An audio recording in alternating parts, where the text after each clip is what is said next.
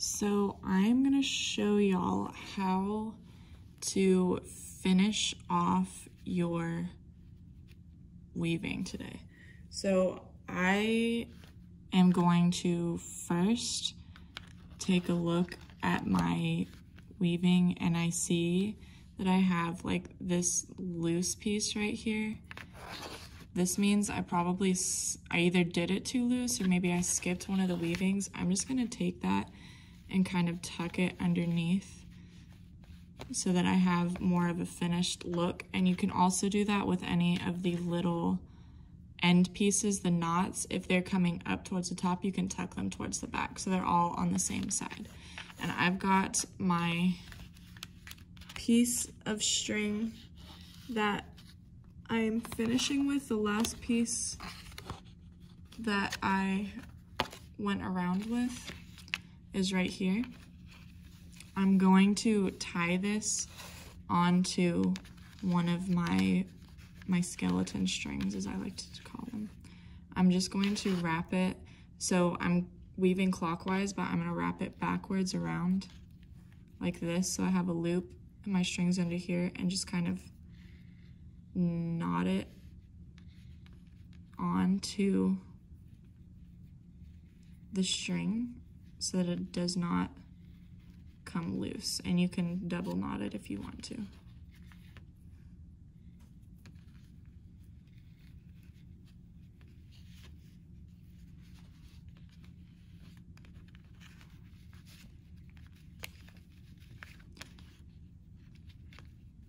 And this is optional to take it off of the plate. If your plate looks nice and you want to use it as a part of your finished work, you made it go all the way to the edges, we can color. I have some markers and stuff and some hole punches that you could sew with that we can color on the edge if you want that to be a part of your hanging.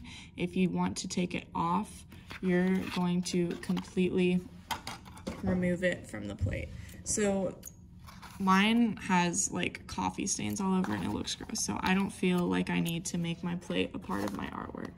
I am going to very carefully cut the middle of some of these strings off, and by the middle I mean I'm not going to flip it and cut it right here because that will make it fall apart. I want to cut it as far away from my weaving as possible, which would be these pieces back here. Because once you lose these skeleton strings, you will basically lose your weaving.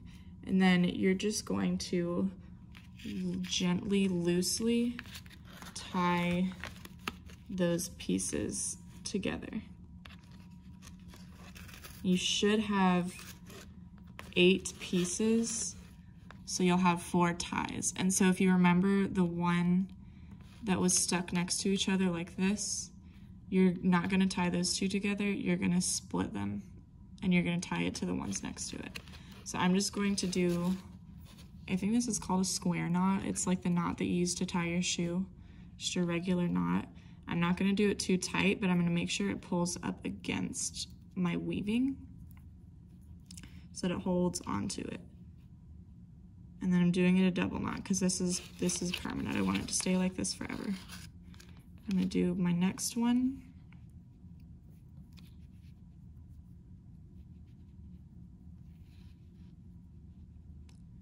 And just pull it just until it gets to the edge of the yarn. The second one you can do a little bit tighter because it'll just go against the knot.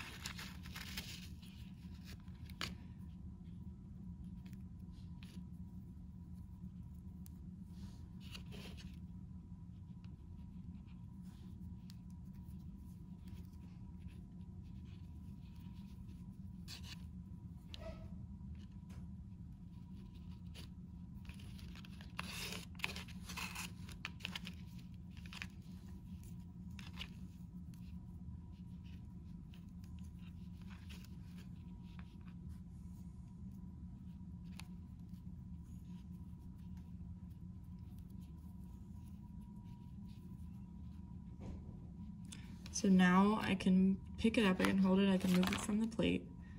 I have some strings hanging now, and it is up to me to decide if I want them to be a part of my artwork or if I want to cut them. If I'm going to cut, I want to cut it evenly. Like for this, you probably don't want to leave this on here. I want it to make it match this little string. And the same over here. If I want them to be a part of it, I want my strings to be about the same length that they're hanging off.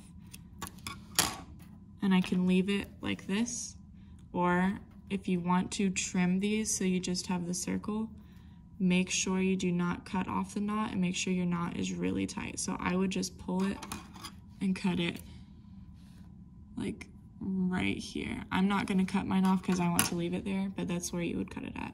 If you flip it over, it looks a little bit messy. You can see all your crazy little pieces on the back. You can do the same with that. You can either kind of tuck them in, or if you want, if they're super long, you can trim them so that they don't hang over to the front. So this on the back, I can see that it's going to hang over.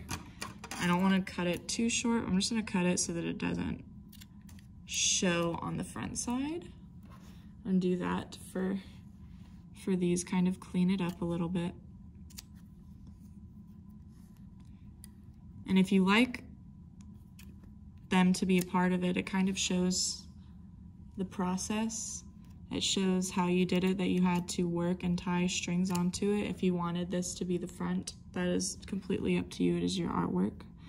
But I'm choosing to cut my loose strings off.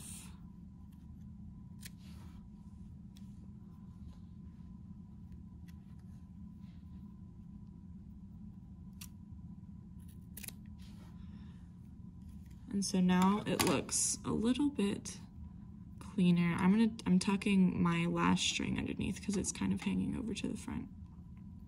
Just kind of sticking it in there so it doesn't show on the front. I'm gonna flip it over, and I have these tassels hanging off now. If you want to take it a step further and you want to decorate this more, you could take some strings, these small strings, and tie them just to the edge. I don't want to pull too much. If I pull this out, it'll tighten part of it, make it loose, and make it look all crazy. But just this edge string, just kind of sticking it under here, and I can add more tassels to it if I'd like to make different colors, maybe make a pattern.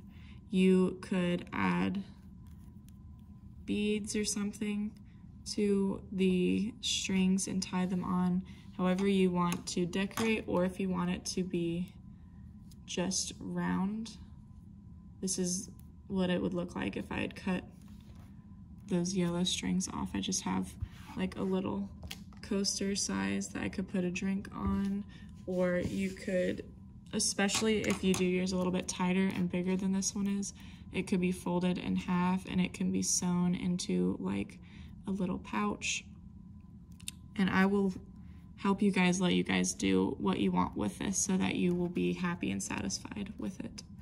And now we're done.